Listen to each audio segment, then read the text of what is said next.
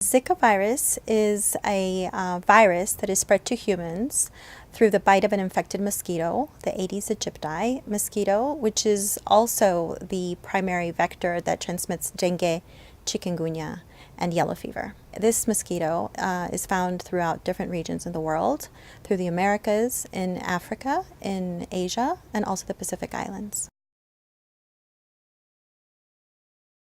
In the beginning, when we first knew about this disease in the 1940s throughout 2007, it's very mild fever, rash, conjunctivitis, which is the reddening of the eyes. You can have muscle and joint pain. So basically self-limiting.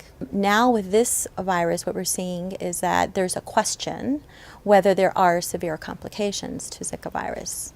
And that could include a neurological type of complications, like Guillain-Barré syndrome, which is the weakening of muscles. Also, there's a question whether there's any association with Zika virus and congenital malformations like microcephaly. Right now in Brazil, they're reporting increases of microcephaly cases, which is the small heads of newborn babies.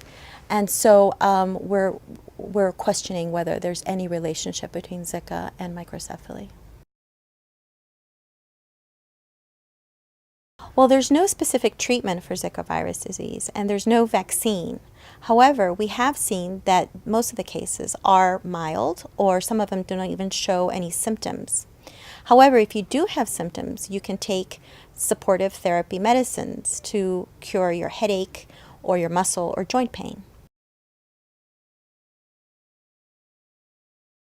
Well, travelers should follow their guidelines from their respective own countries. As with all vector-borne diseases, we do advise all travelers, all people living in areas of subtropical and tropical areas, to wear protective clothing. For pregnant women, we advise pregnant women to seek consultation with their physician. Well, the best way to prevent yourself from getting bit by a mosquito is to use either mosquito repellent or protective clothing during the peak hours of when the mosquito will bite, which is usually early in the morning and late in the afternoon.